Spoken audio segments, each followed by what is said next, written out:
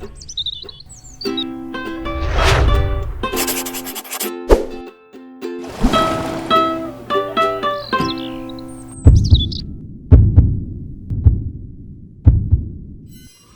noite a todos. Boa noite. Hoje é exatamente 19 de março de 2025. Estamos nós reunidos para estudarmos a obra. Voltamos. Muito bom, que maravilha. Vamos então iniciar fazendo a nossa prece de gratidão. Vou pedir para o seu Valim fazer a nossa prece de gratidão. E logo depois a nossa querida Lúcia Ramalho irá fazer a recapitulação do nosso último estudo. Vamos orar? Boa noite, meus irmãos. Que essa nossa aula hoje nos faça lembrar da última vez que lá estivemos. Que de alguma forma, lá dentro do coração, nós possamos trazer aqui e entender que o nosso retorno para lá, não é? Precisa ser uma felicidade, porque lá é a nossa casa.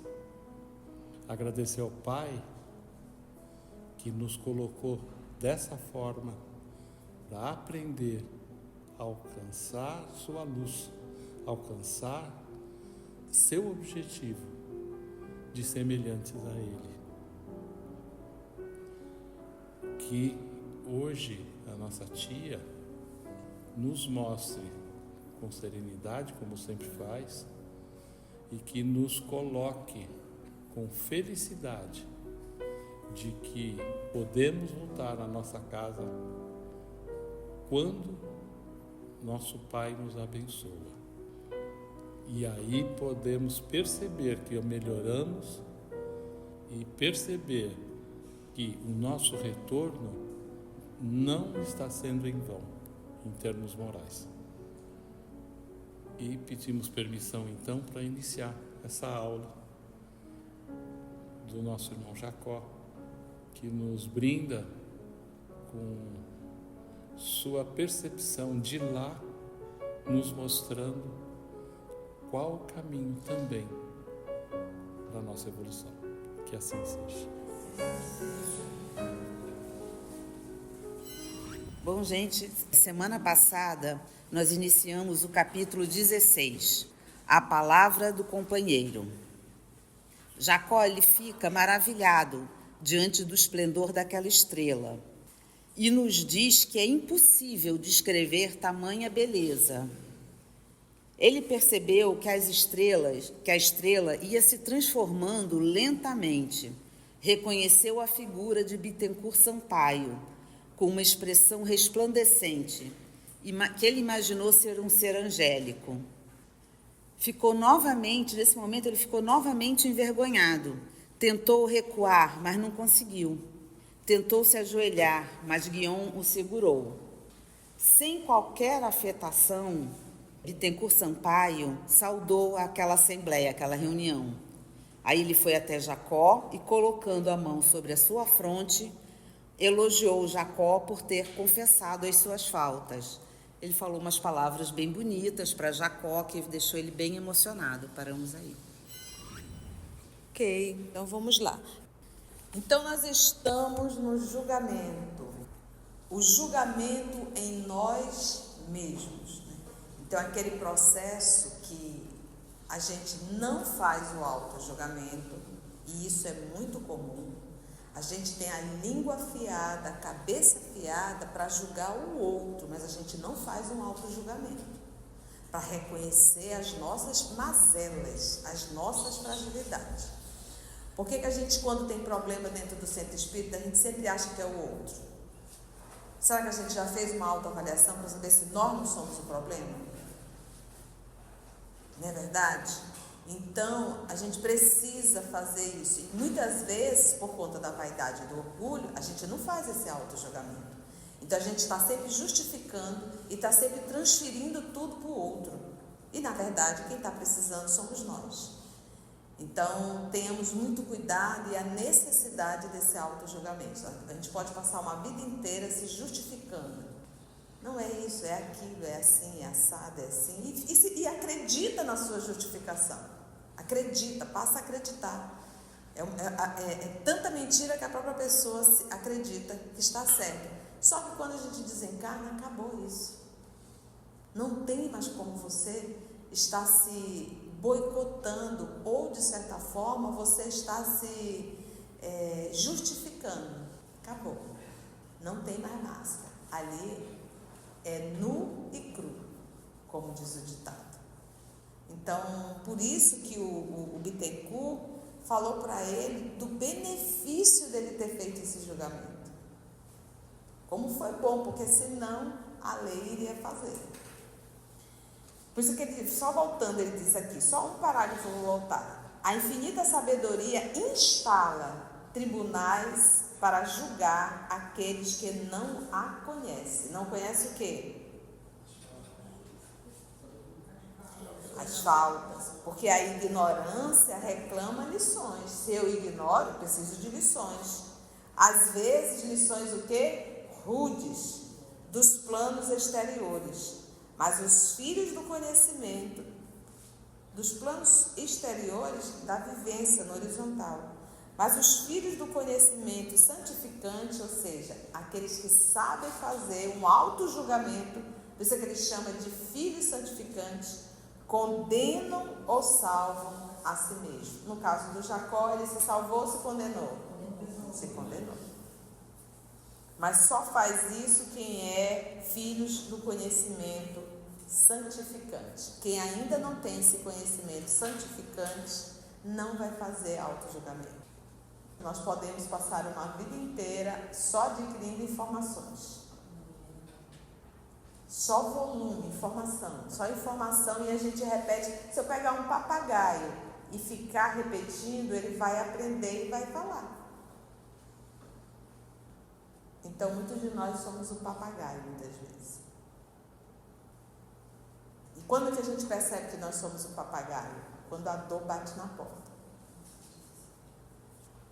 Aí a gente percebe que a gente só tinha informação, não tem conhecimento. Ok? Vamos lá. Os surdos voluntários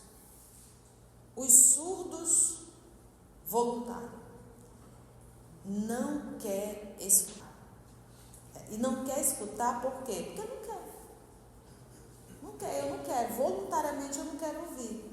Os surdos voluntários exigem fenômenos ruidosos no terreno da expiação. O que ele está querendo dizer? Aquele que não quis ouvir, que não quis se aperfeiçoar, é um surdo voluntário. E por ser um surdo voluntário, ou seja, teve todas as oportunidades de aprender e não quis aprender. Vai ser necessário o quê? Expiação. E expiação o quê? Ruidosa, barulhenta. O que é isso? É doloroso. Aqueles processos de expiação que sensibiliza até quem está olhando. Entende? É isso que a gente tem que entender, gente. Eu tenho falado isso essa semana. Se a nossa vida está tranquila, relativamente tranquila, é hora de fazer o trabalho no bem. É hora de fazer o trabalho no bem. Porque não estamos em tempestade. É hora de eu fazer o trabalho no bem. O trabalho no bem me aperfeiçoa. Lembra que é aquele trabalho que eu não tenho nenhum interesse por detrás. O meu interesse é meu aperfeiçoamento, porque quando eu estou cuidando do outro, sem nenhum interesse, eu estou me aperfeiçoando, eu estou exercitando o amor, eu estou amando. Amar é cuidar sem nenhum interesse. Então, eu estou cuidando, eu estou amando, eu estou me aperfeiçoando. Detalhe, as provas, elas são mandadas para que eu me aperfeiçoe. Ela só é necessário chegar se eu não estou me aperfeiçoando. Mas se eu estou fazendo o trabalho do aperfeiçoamento, não vai ser necessário a prova. Eu já estou aprendendo. A expiação é a reparação do mal que eu fiz. Mas mesmo que eu tenha que expiar, se eu estou me esforçando no bem, ela também não vai ter muito sentido. Vocês estão entendendo o que eu estou querendo falar? Então é isso que a gente tem que entender. Mas o que a gente faz? Quando está tudo muito bem, a gente joga as pernas para o ar, né? Faz tudo o que dá na cabeça, a nível horizontal. E aí o tempo vai passando, chega uma hora que diz, ó, já se passaram 20 anos, tu não deu um passo à frente na tua evolução, vou ter que mandar uma prova. Ou pegar aquela expiação que está empendurada. Entende como é? Porque a gente veio para a escola, e quando a gente está na escola é para aprender. Entende? Então a gente tem que aproveitar a calmaria. Não é pegar a calmaria e colocar o pé em cima do sofá e ficar lá descansando. Isso não dá certo. É aí que a gente tem que trabalhar. A gente já perdeu a juventude. Quando a gente tinha toda a força da juventude, a gente estava por aí fazendo besteira. E agora vamos perder o restinho. Muitos de nós, gente, nesse movimento circular, a gente já rodou 50%. E mais de 50%. Quanto nos falta ainda? Então eu tenho que fazer essa conta. Por isso que a nossa fé é uma fé o quê? Raciocinada. Os surdos voluntários exigem fenômenos ruidosos no terreno da... Porque falta de aviso não foi, mas eu não quis ouvir. Para que se lhes desenvolva a acústica, para que ele se desenvolva e ele aprenda a ouvir as advertências da vida. Quantos nós não estamos surdos às advertências da vida? Preciso melhorar a acústica para a gente ser um pouco mais sensível. Entendemos? Então, para que desenvolva a acústica. E os cegos desse já eis, ou seja, desta mesma forma, o cego voluntário pede medidas, olha como ele coloca, espetaculares. Espetacular, ou seja, eu não consigo ouvir, então precisa melhorar a acústica para a gente ouvir o recado da vida. Eu não consigo ver o óbvio, então tem que ser alguma coisa espetacular para você poder ver. E esse espetacular quase sempre vai te chocar. Medidas espetaculares nos círculos da dor, a fim de que se lhes dilate a visão. Por isso que Jesus diz, ouça quem tem ouvidos para ouvir. Entende? Então, a vida todo dia nos dá recado, mas a gente não quer ver e a gente não quer ouvir. Quando você vai para o velório de um amigo, de uma amiga, a vida está te dando um recado. Mas a gente não quer ver, a gente não quer ouvir e a gente sai dali como se fôssemos eternos. E continua na confusão do dia a dia, nas brigas mesquinhas, nos desejos absurdos. E a gente continua nesse marasmo medíocre de uma vida horizontal. Surdo e cego. Para nós, diz o Bittencourt Sampaio, porém, que aceitamos a graça da revelação divina, semelhantes providências se fazem o quê? Inúteis. Então, se a pessoa já aceitou a graça da revelação divina, ela está fazendo o seu burilamento. Ela consegue ver, ela consegue ouvir, ela está se esforçando, precisa dessa, como ele coloca aqui, dessa providências? Não precisa, elas são o quê? Inúteis. Então não precisa as provas, não precisa as dores. Por quê? Porque eu já estou fazendo um trabalho que me compete. Vamos pegar um filho teu que é super estudioso, e só tira notas espetaculares, super responsável, tu precisa estar cobrando ele de alguma coisa? Tu precisa estar lembrando ele de alguma coisa? Ele já faz o que deve fazer. Aí pega um filho e uma filha enrolada, preguiçosa, que se deixar passa o dia todinho desses aplicativos da vida aí, dessas televisões. Como é que você tem que fazer? Peia, né? Toda hora falando, toda hora cobrando, toda hora dizendo, toda hora. Não é fácil. Não é fácil. Entende isso? Então, somos nós. Então, se nós somos filhos obedientes, não precisa de estar falando nada. Ele vai falar, o nosso Pai Criador, ele nos chama quando nós somos o quê? Como é que eles usam? Tem um termo que o irmão usa muito. Ele chama a gente de rebeldes. Rebeldia. Eu não faço porque eu não quero. É o filho rebelde, a filha rebelde. Eu não faço porque eu não quero. Eu quero fazer do meu jeito, eu não quero fazer do seu jeito. Eu vou lhe desobedecer. Eu sei, o Senhor me avisou, mas eu não vou fazer. Isso é a desobediência. Entendemos a fala do Bittencourt? A própria consciência lavra, ou seja, decreta, né, em nós irrevogáveis arestos, que são resolução.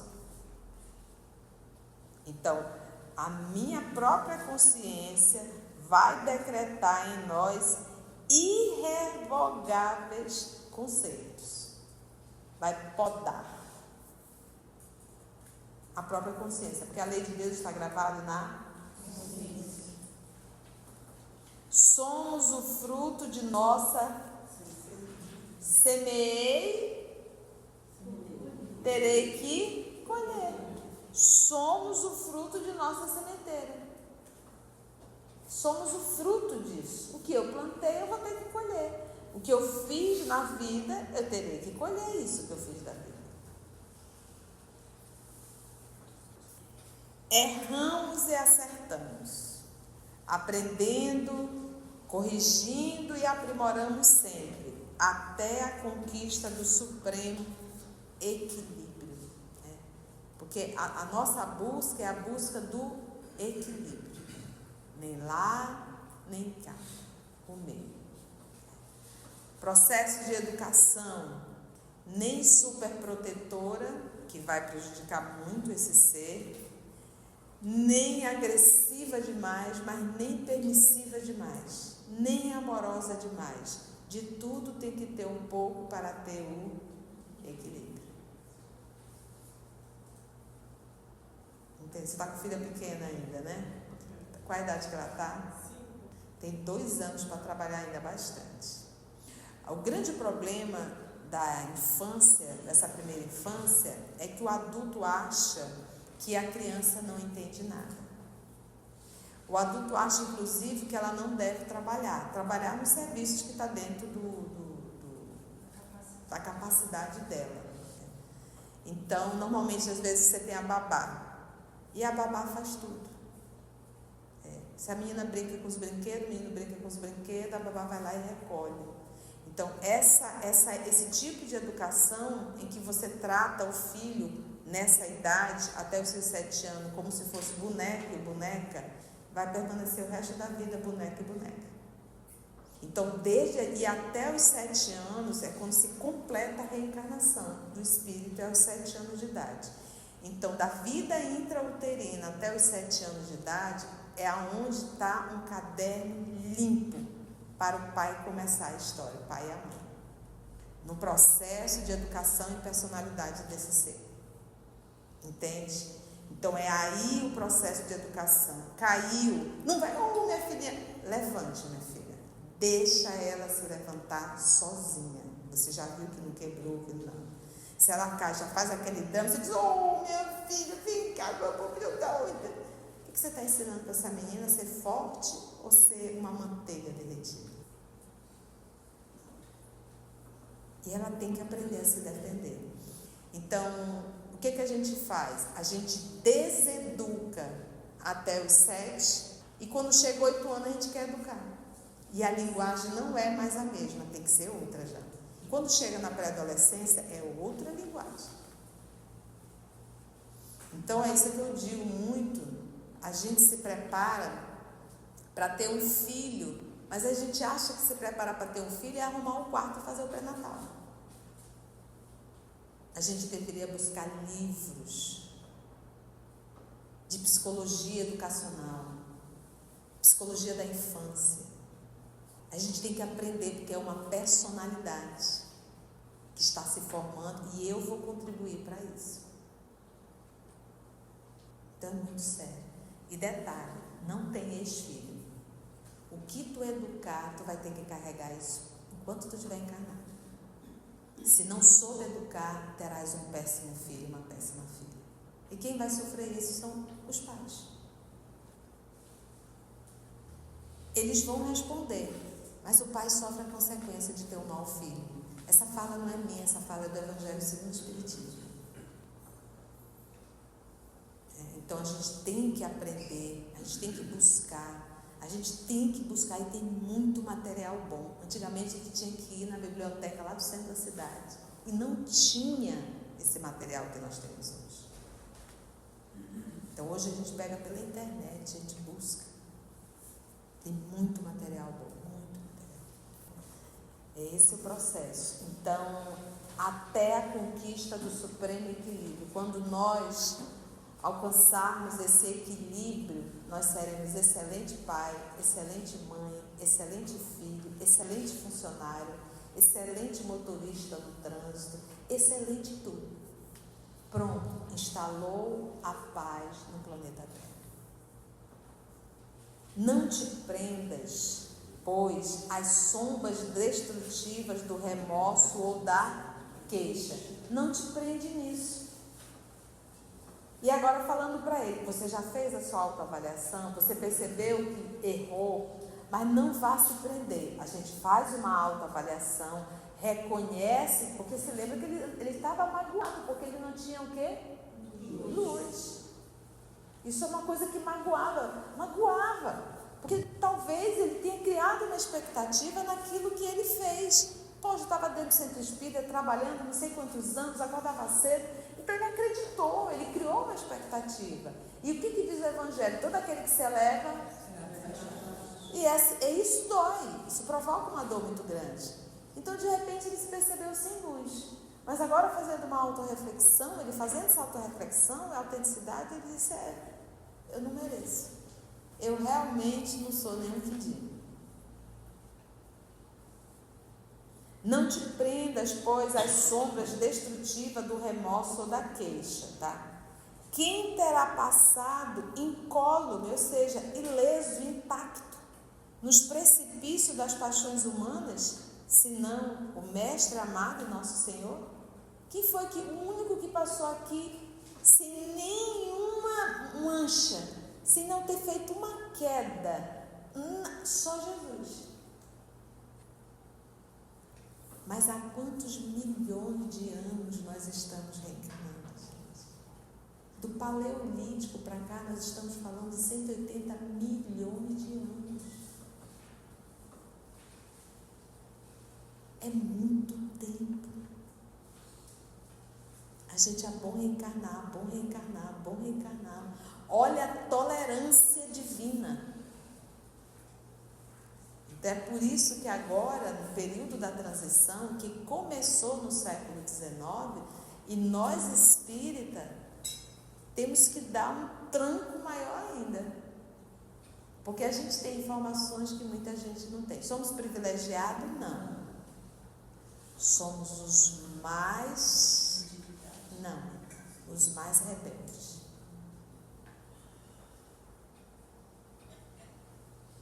Tanto é que, apesar de toda a informação que nós temos, a gente continua colocando o pé na jaca. E os nossos irmãos que estão lá fora, frequentando religião, que não tem a informação que a gente tem, muitas vezes está melhor do que nós, a nível de evolução.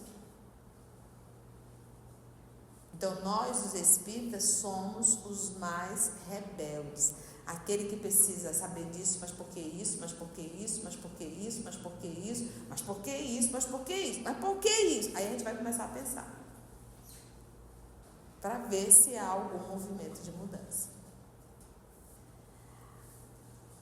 Que aprendiz terá alcançado todos os ensinamentos de uma só vez?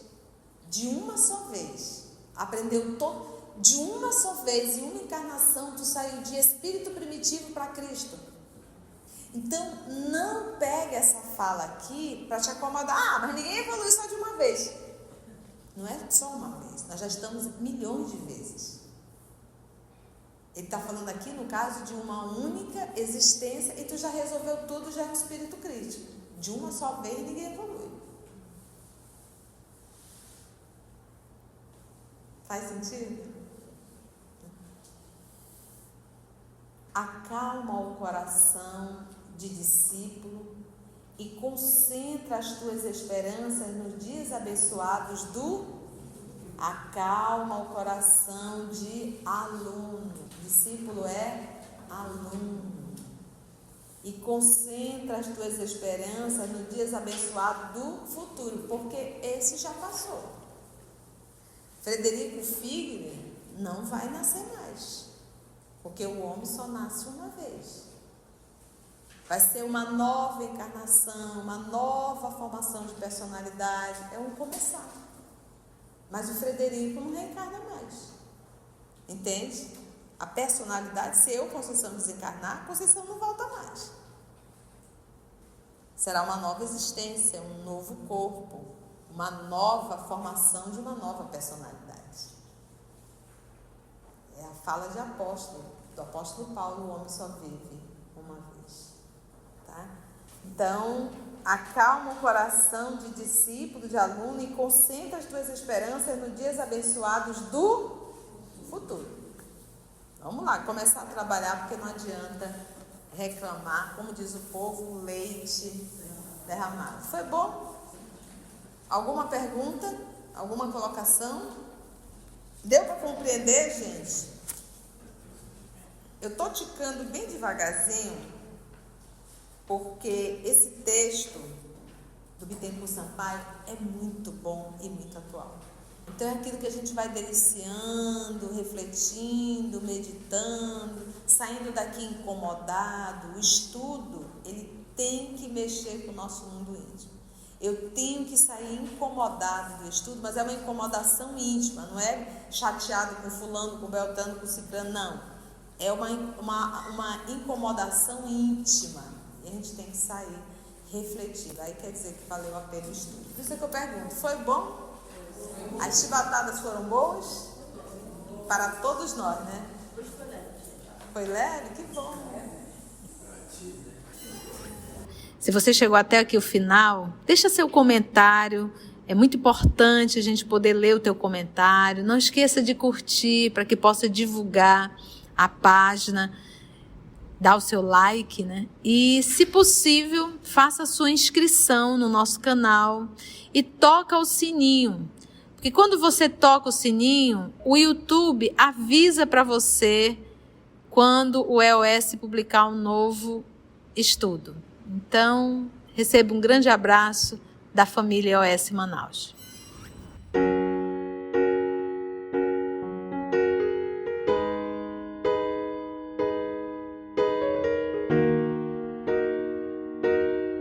Antes de orarmos em agradecimento, vamos ouvir algumas considerações da tia que destacamos neste estudo para a reflexão dos ensinamentos. Vamos aos destaques da tia?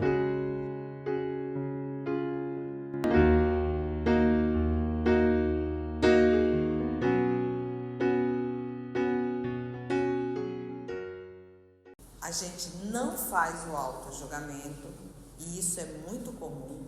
A gente tem a língua afiada, a cabeça afiada para julgar o outro, mas a gente não faz um auto-julgamento para reconhecer as nossas mazelas, as nossas fragilidades. E quando que a gente percebe que nós somos um papagaio? Quando a dor bate na porta. Aí a gente percebe que a gente só tinha informação, não tem conhecimento.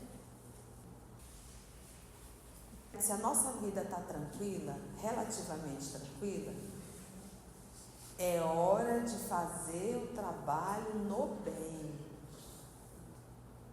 Não é pegar a calmaria e colocar o pé em cima do sofá e ficar lá descansando. Isso não dá certo. É aí que a gente tem que trabalhar. Então, a vida todo dia nos dá recado, mas a gente não quer ver e a gente não quer ouvir. Então, se nós somos filhos obedientes, não precisa de estar falando nada. Ele vai falar, o nosso Pai Criador, ele nos chama quando nós somos o quê? Como é que eles usam? Tem um termo que o irmão usa muito. Ele chama a gente de rebeldes. Rebeldia. Eu não faço porque eu não quero.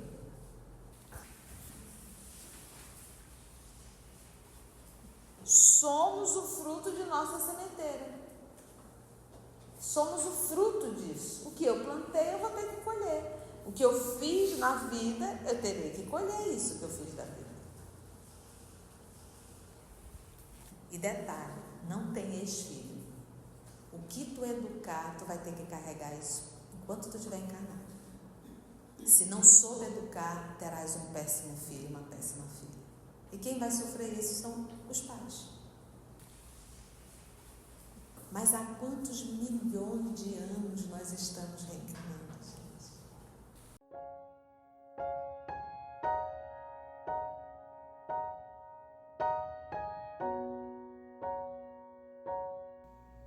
Assim, concluindo o nosso estudo de hoje e agradecendo o nosso Mestre Jesus por mais este momento de aprendizado, vamos orar?